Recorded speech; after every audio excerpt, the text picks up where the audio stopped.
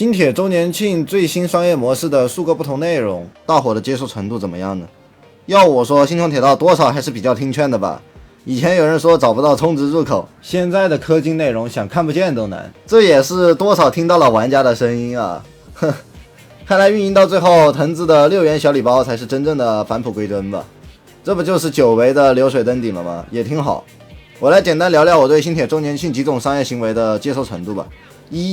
6元或者30元的特惠氪金礼包，这个还能接受。2，到处都是氪金内容，这个差评，这让我回想起了早些年间玩的夜游。3，满命后溢出的角色可以转换为起点道具，氪金无上限了。氪老花10万元光速毕业一个角色，这个我勉强能接受，因为和普通玩家太遥远了，毕竟这个游戏是没有 PVP 的，所以无所谓。4，累充返利，这个更是经典中的经典。如果频率低一点，1年1次左右的，那无所谓，就怕他经常来这个活动，那就十分差评了。5，仓库技能，角色抽取后不登场就技能能生效，这个0分。